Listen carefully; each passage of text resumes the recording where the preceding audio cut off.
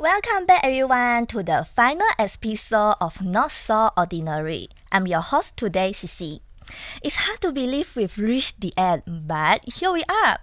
Closing our session with something familiar, yet still mysterious to many of us. Traditional Chinese medicine. We hear about herbs, acupuncture, moxibution, massage, and cupping. But most of us don't really understand how this method work or why so many people trust them. Our guest today is Miss Lauren. She has around 2 to 3 years of experience in this field, and her work covers herbal identification, acupuncture, moxibution, twinner, and cupping. She tailors every treatment based on what each body truly needs, and that's what makes her not so ordinary. Before we bring her out, here's a short video to show that how Lauren This is our short guest promo video about Lauren. Please enjoy. My name is Lorraine Tay. You can call me Miss Lorraine. I am a TNCM practitioner. TNCM stands for Traditional and Complementary Medicine, but specifically in Chinese medicine. I have been in this field practically for about 2 to 3 years. Current responsibilities, you could say that I'm like a family physician, but the methods that I use is not Western medication, but herbal prescription.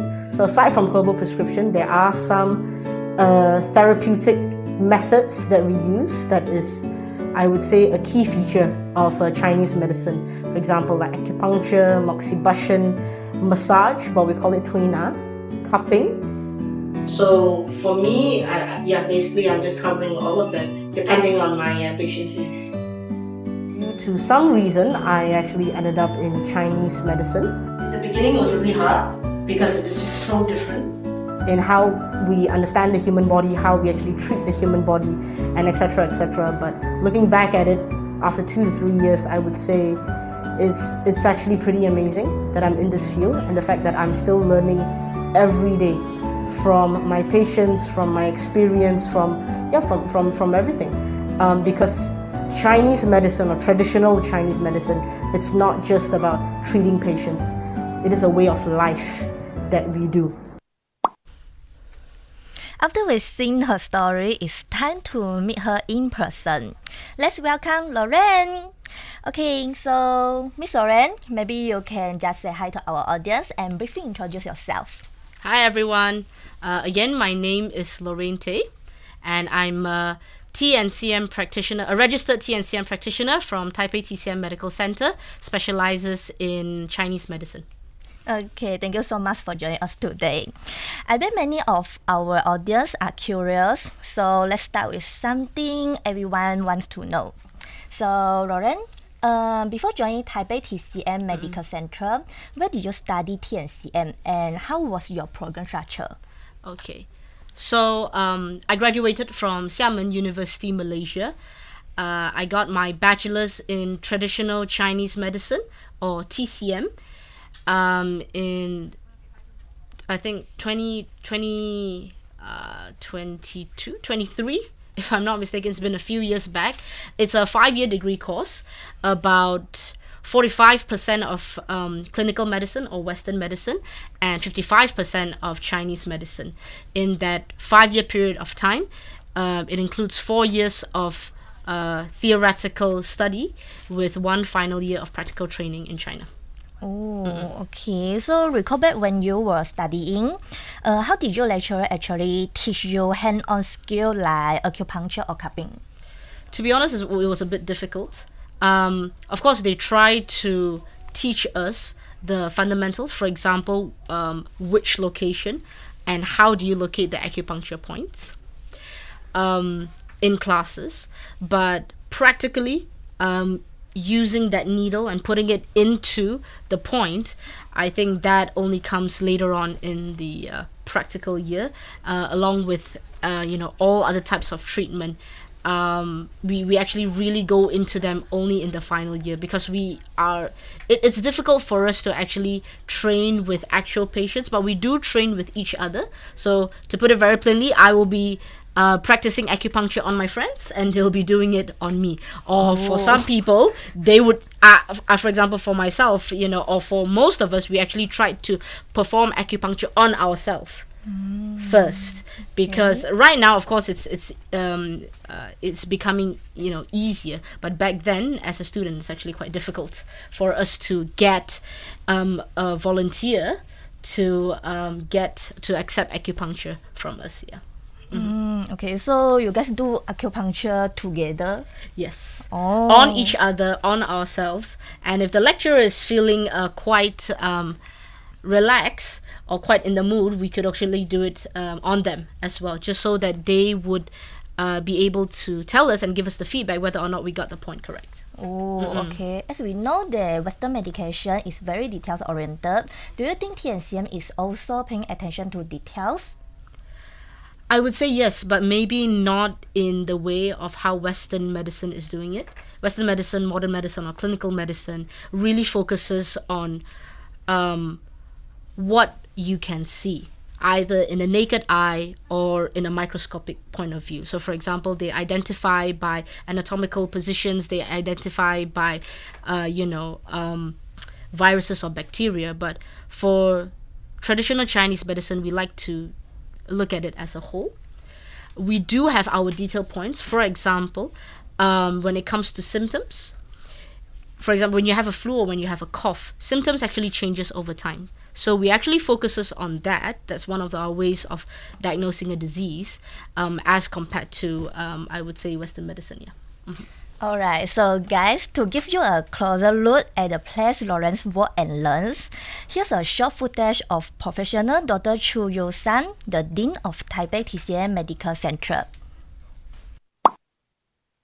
我的名字叫周运生，我是台北中医院的院长。我经营这个生意有20多年了。我是湖南医科大学的博士学位啦。我本身是医这个皮肤病、咳嗽跟这个风湿关节都有啊。创业的史啊，就是我在从一个最简单的亚大木开始的，是在马六甲。那时候是在马六甲创业的时候搬来这里吉隆坡了，那么才有这样大的规模了。所以是只有你一个人在做而已，还是你跟其他人有一起合作？我现在有请8位中医师、内科的医师啊，还有这些推拿师，理念是服务顾客咯，最主要就是达到它的效果啊。这样的话，你觉得现代社会最需要中医？为什么是需要中医？中医啊，养生啊，保健啊，这些都很重要啊。中医是说它有特色啦，它有它的配方不同啊，跟西医的方法啦，它的治疗方法都有不同啊。这样对中医未来的发展会有什么样的看法？应该很好咯。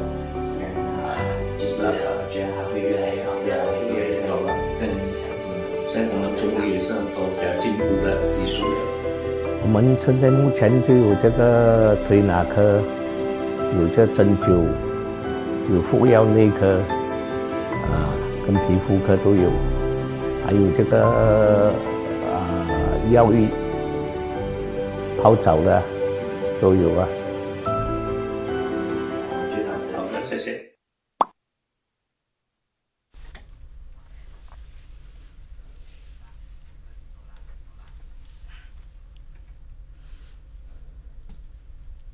Welcome back. Just now we've seen the dean and the hospital.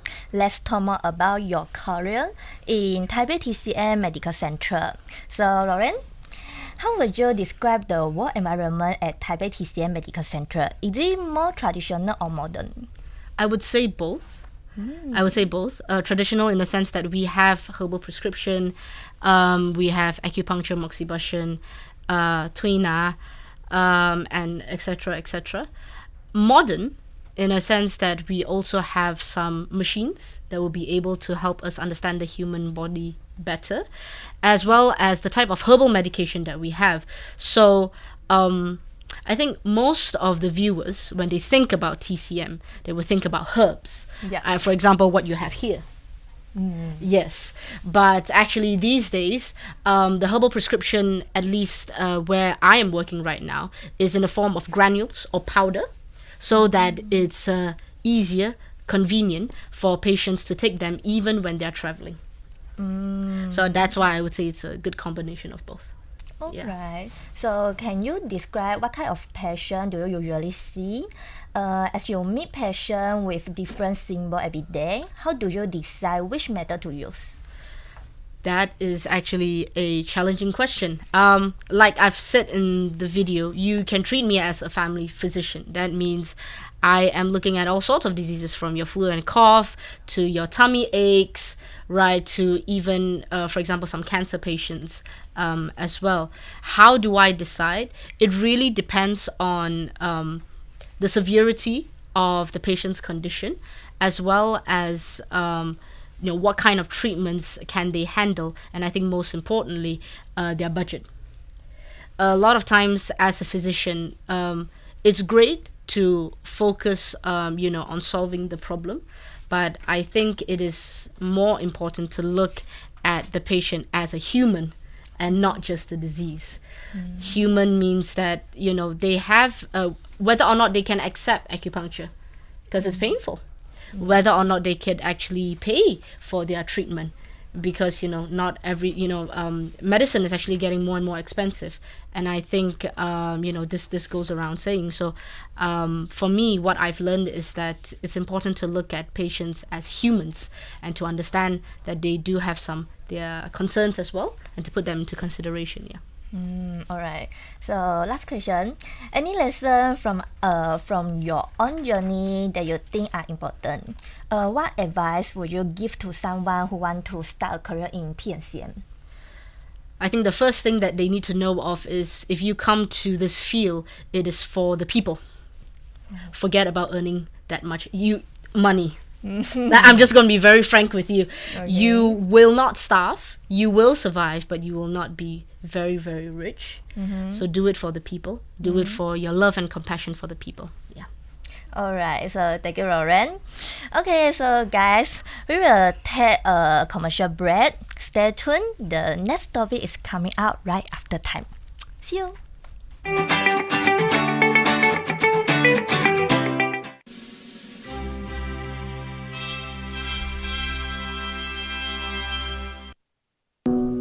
这颗是阿妈以前最爱用的香水。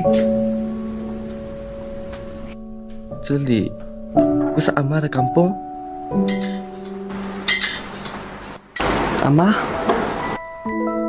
没有人看得见我，难道我穿越了？那我是不是可以看到更多阿妈的过去？其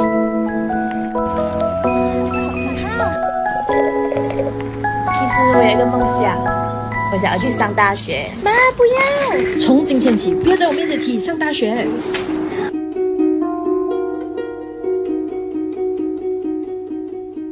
我不相信。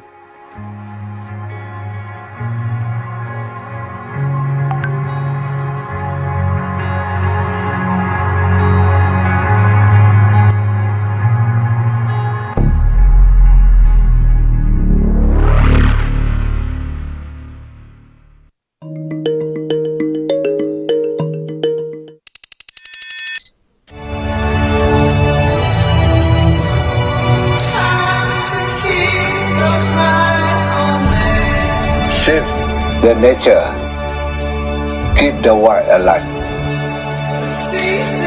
Then you see the truth. We grow. Yeah, they live freely. They're happy.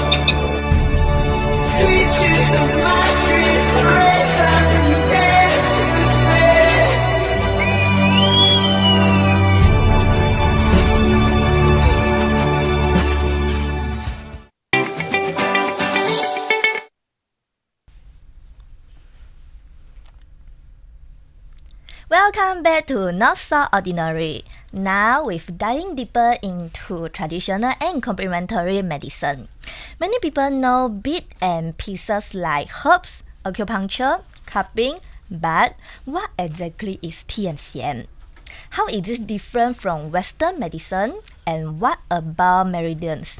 Today, Lauren is here to help us understand it all. Before we jumping into the interview session, let's take a look at a short video first.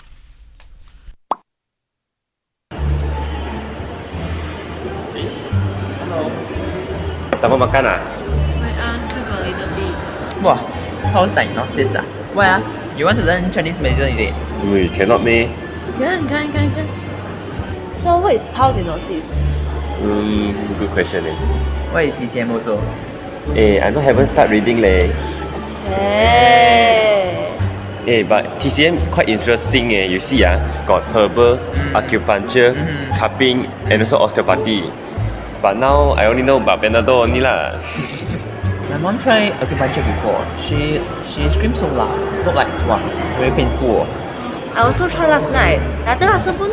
Huh? You not feeling well? No lah, just daily care mah.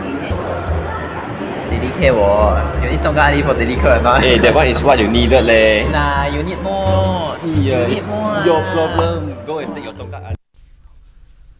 Okay, so many people hears about herbs, acupuncture, massage or cupping, but how do these methods actually work together? So Lawrence, do you usually use one method at a time or combine several depending on the patient condition? I think my favorite combo would be herbal prescription and acupuncture, if needed. But at the same time, of course, if they need cupping or moxibustion, I also add that in as well for them. Okay.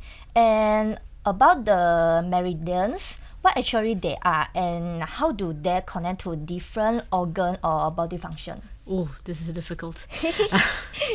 Okay, so to put it very simply, we know that blood flows in our blood vessels, arteries and veins. Qi, or you could call them as energy, formless energy, flows in the meridians. There are a total of 12 meridians, 12 main meridians in the body, and each meridian correlates with one specific organ, not the Western type of organ, but Chinese medicine concept type of organs. Oh, I see. Okay, now Roland, can you help me explain why pulse can reflect a person's health, and why you feel the when you feel the pulse, what are you looking for it? Is strength, speed, rhythm, or something else? How to take a pulse correctly? Okay, that's a lot of questions. All right. You can make it short actually. I'll make it very short. Okay. So, like I've talked before, through the pulse, what I'm looking for is the flow of the qi and the blood. Oh. Okay. So if it's a strong pulse, that means it's very easy that you could feel it. Means that that person is, I won't say strong. If it's not strong, then that person is very hot. It's very heaty, right? Or that person is very angry, not very in a good mood. Very agitated. Right. So very emotional, right. So pulse is not just about looking at a person's physical condition, but also emotional and mental conditions as well. So if on the other hand, of course, if the pulse is weak, then that person could be sick, might be catching a cold, or for senior citizens, of course, because of their age, it is actually weaker compared to the rest of the population. Alright, so for someone new to TNCM, what is the most important thing to know before trying this treatment? And are there any common misconceptions that you like to clear up? I think the biggest misconception when it comes to TCM is that it's very slow compared to Western medication. Some people would say that, TCM or herbal medications would take a longer time. Yeah. And then Western medicine is very, very quick. Yeah. That's actually quite a big misconception, especially when it comes to flu and cough. I think the best would be just looking at COVID-19. Okay. When you Google search about COVID-19, a lot of the times, even up until now, what Western medication can offer is symptomatic relief. But what we can offer is something more than just that. Especially it includes also post-COVID-19 symptoms as well. Brain fog, lethargic, or just non-stop coughing, even after they have taken antibiotics and all of that. Right. Alright. So for someone learning, what are the key things to notice and what common mistakes should be avoided? Common mistakes to avoid. I would say that as a student, this is actually a bit difficult. Okay. When you go through the theoretical studies of TCM, a lot of times actually you are memorizing. You're memorizing a lot of facts. I thought it's passion. Okay. Yeah, you in the sense that and just so to get your question correctly, you are asking about what to notice about TCM as TCM students or as patients? TCM students. As TCM students, Yeah. right? So a lot of times when you go through the books, you are actually memorizing a lot of facts. Okay. About the basic theories, how we understand the human body, to the pathogenesis, that means how diseases are actually understood from a TCM perspective, as well as the treatments from herbal prescriptions to acupuncture and etc. etc. So most of the time actually you are memorizing, and for me personally it was difficult to memorize because those are cold hard facts and they didn't make a lot of sense to me. It makes sense on paper, but it didn't make sense practically. But what happens is when you practice it in real life, everything makes sense. So I would encourage for students to just bear through with the memorization, and then you would be able to understand it better when you start practicing as a practitioner. Yeah. Okay, so I will repeat a question again. Right, because, right. Okay, so just now, as I mentioned just now, many Right. people hears about herbs, acupuncture, massage, or cupping. But how do these methods actually work together? Do you usually use one method at a time or combine several depending on the patient condition? So for example, if the patient is going through pain, I would suggest acupuncture. Okay. But if the patient has pain but is not strong enough to go through acupuncture, I would suggest cupping or tuina or massage. If that patient is experiencing pain, and the pain actually worsens in cold weather, then I would suggest a combination of acupuncture and moxibustion. Okay. To put that very quickly. Okay. Okay. So actually, it depends on the patient condition, not Yes. the tahan level. The tahan level is actually quite important as well. So, for example, if that person is in a lot of pain, they can handle acupuncture because the pain of the acupuncture is smaller compared to the pain that they are experiencing. Acupuncture is the lower level. Yeah, at the lower level. But if they are experiencing just little pain, and then you introduce acupuncture, they might start complaining because you're causing them more pain than the pain they had before. Right. So at least for me, that's how I gauge whether or not I should offer them acupuncture in the first place. If I want I want have a fast and best solution, you will suggest me go to? For pain, definitely would be acupuncture as well as herbal prescription at the same time. Acupuncture moxibustion or acupuncture alone plus herbal prescription. Oh, can combine it. Yeah, of course. Oh. Yeah. Okay. All right. Sure. Okay. So okay. Are there simple signs everyone can notice without doing a full pulse diagnosis? For example, tension, color, or other small indicators. Okay. Can you give me a condition? What kind of from real life practical experiences? Example, yeah. Or depends on your patient you're looking before. Yeah. So for example, for someone who does not know about pulse diagnosis, and just to let you know, how do you get your pulse very quickly? Okay. If we could do it together, just go through like this. You would be able to press. There's a bone right there, right? Okay. So you put this middle finger Mm-hmm. on that bone, Mm-hmm. and then all three of them like this. Oh, like Right, like that, right. Okay. Or this is also one of it, right? Oh, they're jumping. Yes, yes, Okay. yes. So to make it very simple, there are three ways to make this very simple. By just placing it, not putting any force. Can you feel it? Yeah. Oi, Mm, wait. Just like you're just putting right there. Okay. Can you feel it? Yeah, I can feel my pulse. With no strength at all. Oh, Just placing it. You're not putting any pressure. Can you feel it? oh my god, maybe I'm not professional.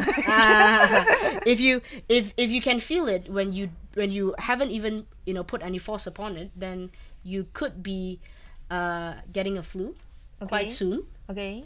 or you might be very agitated and very hot right now. Oh. Right. Okay. Right. But if you cannot feel your pulse, even when you go so deep, if you go very deep and still you cannot feel your pulse, Yeah. I cannot feel my pulse already because too deep. I too think. deep, yeah. So for some people, if you can only get it once you go in very deep, means that person is very weak. Most people are at the middle part, a little bit of force and just right. Oh, Right. oh, so interesting. Okay, so because of time, let's move on to other session. Okay, so we have prepared a short clip showing what happened when friends try to diagnose themselves and how simple acupressure can sometimes help with small discomfort. Let's take a look.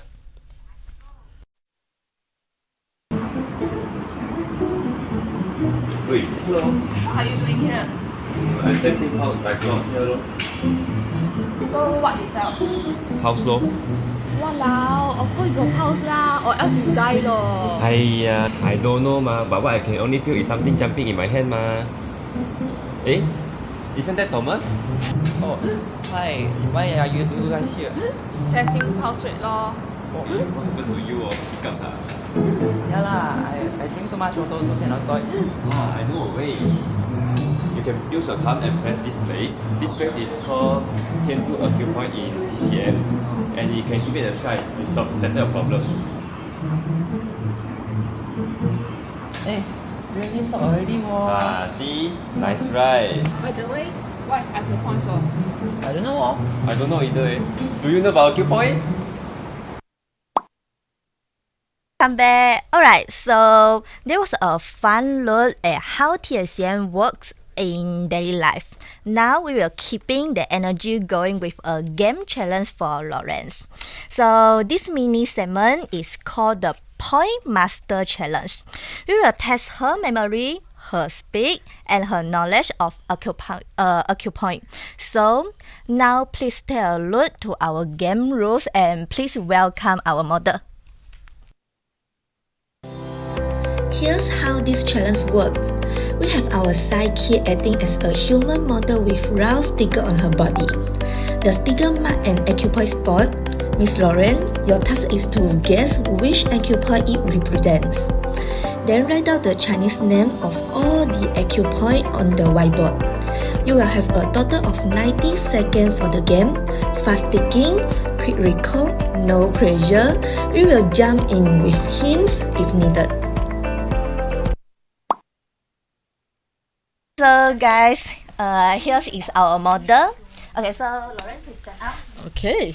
Okay, so this game you need to guess the sticky knot is referred to which like shear weight. Okay. Acupuncture points. Yeah, Acupuncture points. Okay, so total you have 90 seconds 90 for seconds. this game. Yeah. Okay. So are you ready?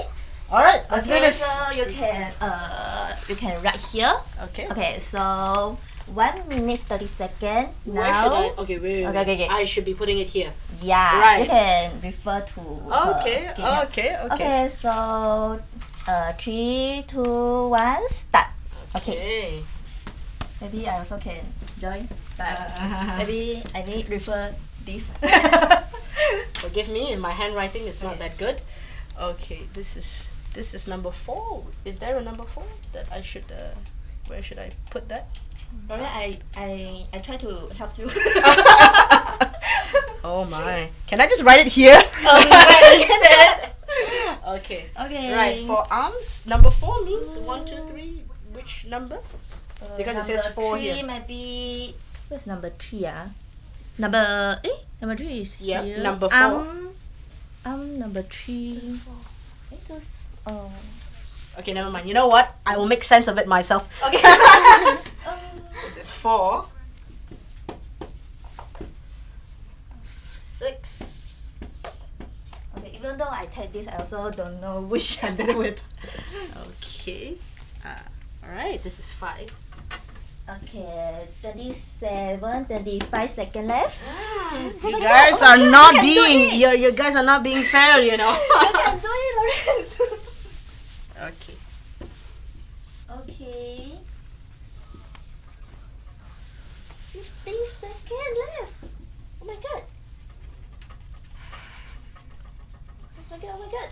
10, 9, 8, 7, 6, 5, 4, 3, 2, 1. Time's up. Oh, Okay. my goodness. Oh my god. Left 3. Yeah. Okay, let's see the correct answer.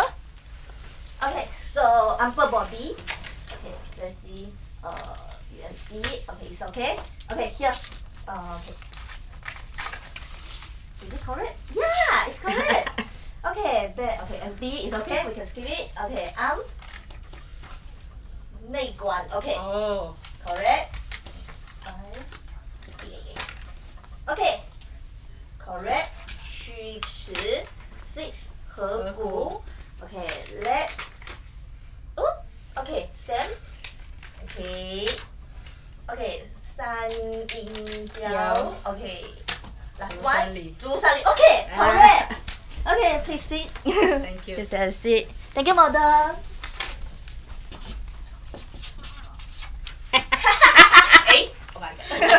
Typo. Oh my god. Okay.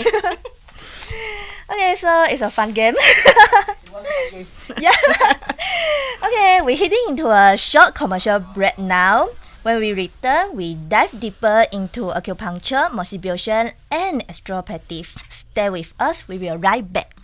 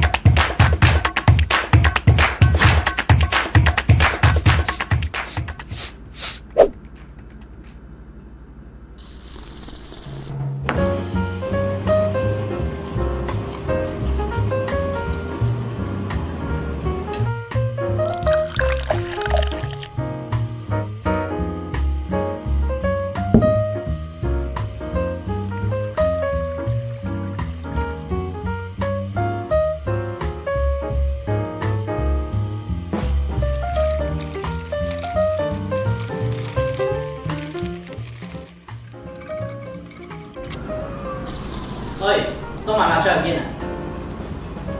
No lah, go. Your Chabos matcha smells so good. Let me try cannot meh. I didn't eat breakfast, you know. Walao eh, every day also say like that. Not rushing for the class meh. Finish my matcha first.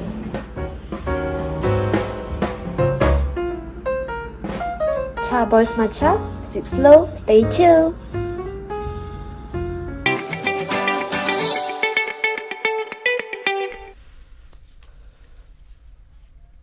Welcome back everyone. Now in the next topic, we will continue our deep dive into T and CM.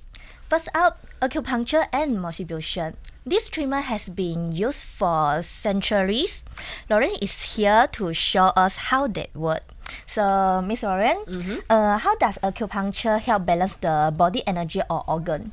So like I said before, meridians are basically pathways for qi to flow in. Okay. The acupoints that we saw just now, you can take them like checkpoints or gateways for that pathway. So what happens is when one of the acupoints or checkpoints get blocked, that's where you experience discomfort. So what we do is, by using a needle, put it onto that particular point, it unblocks it. And then there's no more traffic. And then it flows well. And when it flows well, that's where you get your symptom relief. Right. Okay. Then what kind of condition or issue can acupuncture help with? To be honest, most of the known conditions. But I would say specifically pain management, all types of pain management, as well as stroke. If you look at the WHO recommendation for stroke treatment, acupuncture is actually one of it. So for all of you who want to know very specifically what acupuncture would help with, just remember these 2 points. Pain management, it doesn't matter if it's headaches, musculoskeletal sort of pain, tummy aches, or even cancer pain. It actually also helps. And then the second one would be stroke, or any nervous system related symptoms or diseases. For example, Bell palsy. Bell palsy is basically facial paralysis, 面瘫. Oh, okay. Acupuncture works really well on that as well. Right. So these are the few points that you can remember. Okay. Okay, so Lauren, what are the procedures involved in a cupping therapy treatment, and how exactly does this treatment address the symptom? Cupping therapy. Yep. So cupping is basically, in the name itself, using either it could be a glass cup, it could be a plastic cup, or a bamboo cup, and you create negative pressure using fire or any other method, and then you placed it on that particular region, and there is a suction.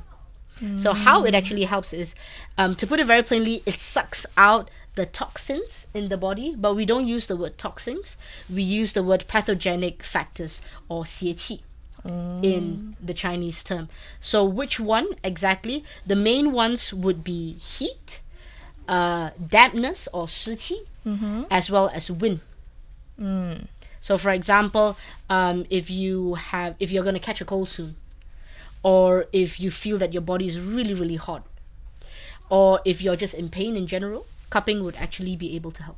And through taking away these pathogenic factors, it restores the qi and blood flow, and thus alleviating any discomfort that you might have. Right. Okay. Then the cup is always placed in the same point, or does it depend on the patient? It depends on the patient, and it also depends on which location. So because it is a suction sort of therapy, obviously you need to place it in a place where there's something for you to suck on. You cannot place it where there's bones, because it could not be done. So the main locations usually we would do this is on the back. Because the back muscles is big, so it's easier, right? Or the thigh muscles here as well, or the muscles in this place as well. Can you do it someplace else? Of course, if you can actually make sure that it's sucking, right there, right? Or else it's quite difficult. So the main parts would be at the back, right? Okay, so actually it depends on which location is pain. That's right. That's right. Okay. How long do the cups stand on, and are there any precaution people should know? Okay. For my own practice, usually I would place the cups maybe 5 minutes or so, less than 10 minutes. Less than 10 minutes. And the reason why is because when you placed it for too long, it would actually hurt the body. Okay. And perhaps cause more pain. And your second question was? No, just one question. How long the right. So around 5 to 10 minutes. Around 5 to 10 minutes, right. Okay. Can you explain what is the purpose of bone setting and how it benefit the patient? Bone setting is a part of tuina or massage. So for tuina, it comprises both muscle and also joints. So bone setting is on the joint part. What it actually does or try to achieve is by releasing the tension or the pressure bubbles in the joint, and thus achieving a relief of pain, or to sort of adjust any misalignments in the joints or the bones. Right. Okay. I also tried before. Yeah. You can see in the video. Yeah, this is but I think this is very relaxed lah. Okay, so other question. What does a bone setting aim to improve compared with other technique? The first would be for pain relief. For example, in the video, you see that I did do some massage or tuina. If that still does not help, then we will go on with the bone setting, because for tuina or for massage, it is on the muscle, but bone setting, we're talking about the joints. So some of the pain comes from the joint directly.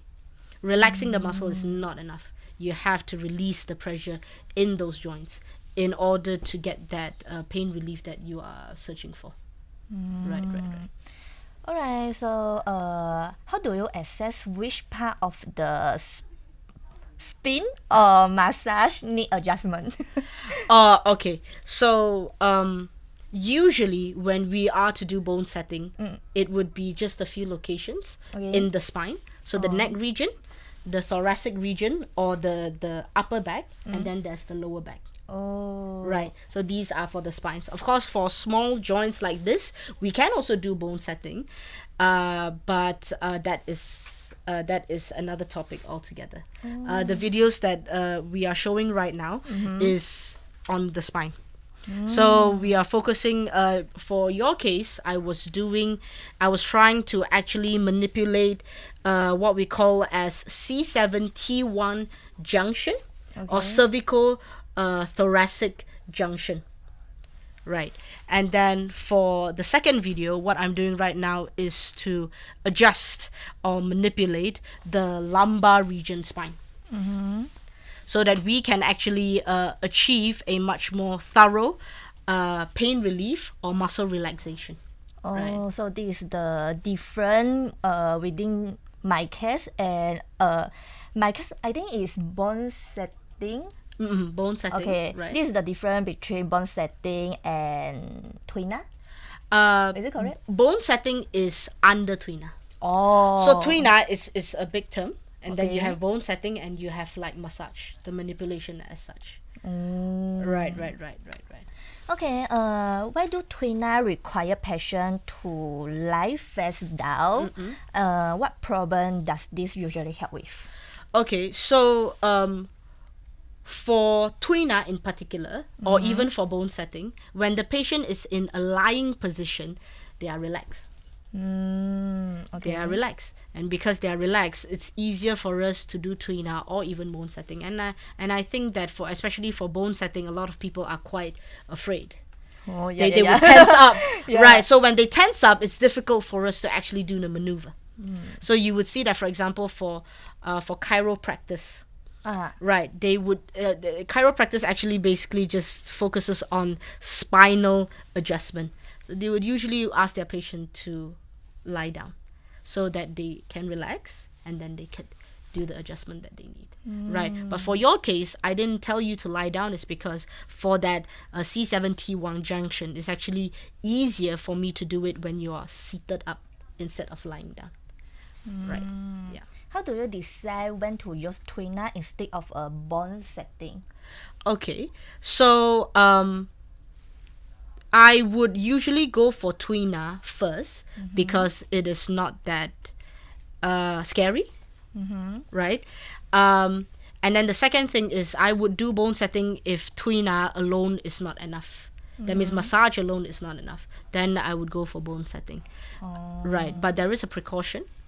If that particular patient, for example, they just injured their back, it's very fresh, right?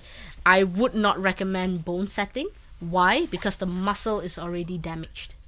If you try to pull it again, it might make the pain and the inflammation worse. Right. Alright. How do you assess which part of the spine or massage need? Oh, I asked already. Okay, so what kind of condition or discomfort can be treated through a bone setting? I would say that pain that is associated or caused by misalignment in the spine or in a particular joint. So, for example, if you are experiencing pain in the neck region or even feeling some numbness on your arms or on your legs, right? Then we will need to identify why. So, let me give you an example. Okay. Let's talk about sciatica pain. 坐骨神经. Right. So what you would feel is pain and also numbness mapi. Right. So what happens then is we have to first identify why do we have sciatica pain? Is it due to compression of the nerves here, or is it due to compression of the nerves in the muscle? Oh. If it's the muscle, then there's no need for you to do bone setting. Oh, okay. Right? If it is due to the disc, then it depends. It really depends. For some patients, a bone setting here would actually help with their issue, but for some it might worsen because there is a slip disc issue. So when you manipulate, it might make the disc and the compression even gets even harder. Right. But for some, it might be a misalignment. So just by aligning it, it would actually help. Right. Cool.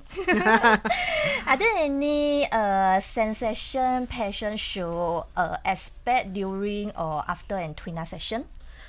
After twina session, definitely they would feel some soreness. Okay. To the parts that they feel, but those soreness it's a good type of soreness. It's sore, but you feel it's actually pretty nice. Relax. Right. It's a different kind of pain compared to the pain that they initially have. As for bone setting, you should be able to feel relief in that particular area. So you could actually ask, the patient that we were seeing just now with the bone setting, whether or not she felt relief at her back. That is what should be felt, right? Alright, so okay guys, we will take a short commercial break. Don't go anywhere. More TNCM tips and home wellness treat are coming up next.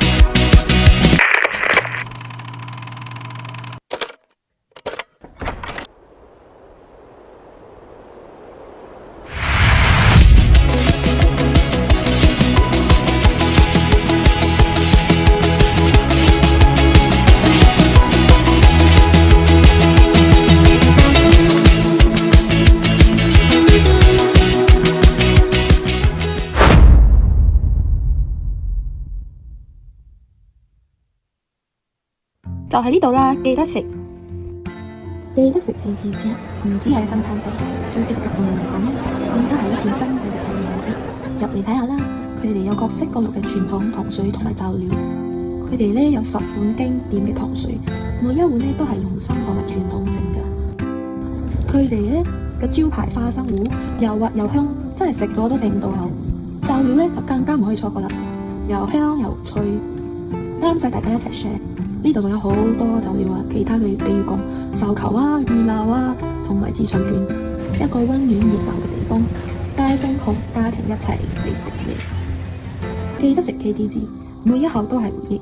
嚟試下急凍嘅誠意啦！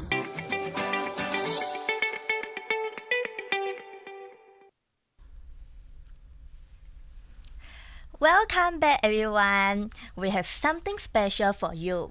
We're joining live with participants online. They're curious about traditional and complementary medicine and want to learn how it can help their daily health. Lauren, are you ready to guide us with practical tips? Yes, Alright, so let's join now and see how TNCM can treat. Okay, hello guys. Welcome to our online session today. I'm Cici and this is our TNCM expert, Miss Lauren. We were excited to have you here. Firstly, Celine, you are invited to open your mic and tell her your condition. Celine, are you here? Yes. Alright, you can go ahead. Okay, hi, I'm Celine. I have a question about menstrual health. I always get cramps during my period, and my lower back and waist really pain. So my hands and feet also feel very cold when during periods. So is it normal? And what can I do at home to feel better? Period pain, back pain, and cold hands and cold feet. Those are common during period, but not normal. There's a difference between common and normal. So it's common because, first of all, during period, we are losing blood. Right. So as we are losing blood, it is very frequent that we would experience some discomfort from pain to cold hands and cold feet. That's the first thing. And then the second thing is qi stagnation or blockage of qi would actually cause pain as well as cold hands and cold feet. Why? Because the qi is all stuck in the middle right here. That's why you would have women having back tantrums and temper during period time, because it's all here and it's not flowing to the hands and the feet. So basically what you can do for yourself directly for pain, I would always recommend heat therapy or heat pad for your menstrual cramps as well as your back pain. The tips is very simple. Remember, when it comes to pain, especially musculoskeletal pain, go for the heat. As for your cold hands or cold feet, what you can do is you can always have a good hot bath to relax yourself, or you could walk around and do some light exercise to allow the qi and the blood to flow. And lastly, always eat well and sleep well, because you are losing blood. Yeah. So that is what I would recommend our patient online. Mm-hmm. I think Lauren already give you a best advice to you. Also can try it. Thank you, Okay, Celine. thank you, Miss Lauren. Thank you for the advice. Alright, so now we will turn to the second participant, Zishan. Zishan, can you hear me? Yeah. Alright, Zishan, Hi. you can go ahead. Zishan, you can go ahead. Okay. Hi, Miss Lauren and I'm Zishan. I usually sit for a long time at the office. My back really hurts, especially my lower back. Sometimes neck and shoulder feels this. So, Miss Lauren, what is your suggestion to reduce the symptoms? You have mentioned the pain in your neck region, your upper body, or even your lower back is due to long sitting. So the first thing you want to avoid is cut down on your long sitting. That's the most practical thing you can do. So of course it's difficult. I mean, it's easy to say, it's easier said than done, because when you're very focused on your work, you would forget about this. So what I would suggest is to have mini breaks. You could set an alarm. Or for me, how I would do it is I would not bring a water bottle. I would only have a small cup of water. So what happens is I will force myself to go out and get a drink. Yeah, I would force myself to go out and get a drink, because when you exactly, because you go out to get a drink or you go out for toilet breaks, that's where you can do all your stretching for your neck, for your back, and all of that. So that's the first thing that you can do for yourself to cut down on your long sitting. And the second thing is, like I said before, again, heat therapy. For the neck region, for example, have a U-neck shaped pillow.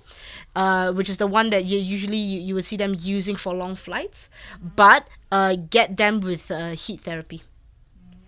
Right. And I think for someone, because I believe that our participant is still a university student. Yeah. So for young people like him, it's actually easier. It's not really a big issue. Right. But for those who are older in age, then I would recommend them to seek for medical treatment. Right. Okay, So thank you, Zishan. Hi, thank you, Cecilia. Miss Lauren. Alright. Okay, guys. Once again, thank you Shiling and Zishan for joining our live. So Miss Lauren, you can take off your earphone already. Okay, thank you. Okay.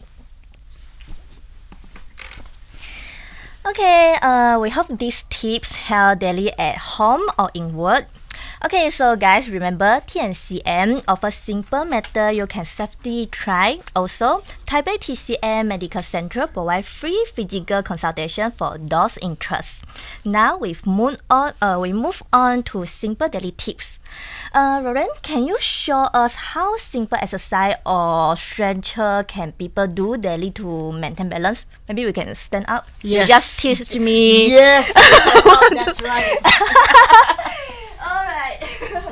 I follow you? Yes, you can follow me. Okay. This is something that is, I think most people actually have already done. Okay. What you do is, you want to put your hands like this and you want to stretch.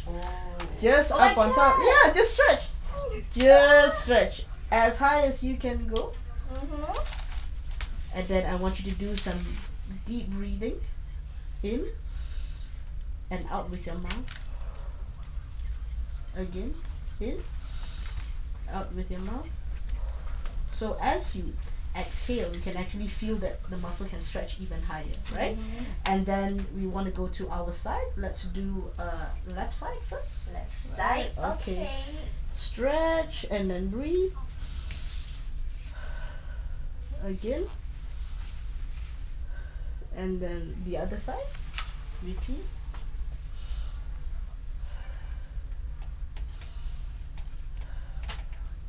And then go back, and then we can slowly put it down.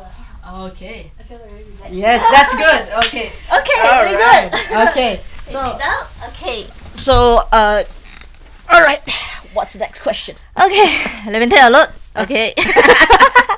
Okay, for the last question, do you have anything you want the society to know more about TNCM? Right. So, there's a saying, prevention is better than cure. Okay. Right. But traditional Chinese medicine say, why choose one when you can have both? So, I would welcome all of our audiences to join us for a free consultation. And let's take a look at your body in a more holistic way. Okay, thanks, Lawrence. These tips are simple, safe, and easy to practice at home.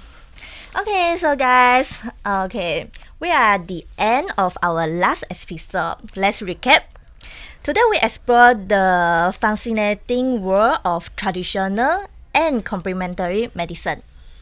From herbs, acupuncture, and motivation to cupping and tuina. We have seen how this method can support our daily health. A huge thanks to Miss Lawrence for sharing her knowledge, her tips, and her hands-on demonstration. And also thanks to Taipei TCM Medical Center and the Dean Taipei TCM Medical Center, Dr. Chun Yu-san, for the interview and shooting. We hope you learned something new today and maybe try a few simple tips safety at home.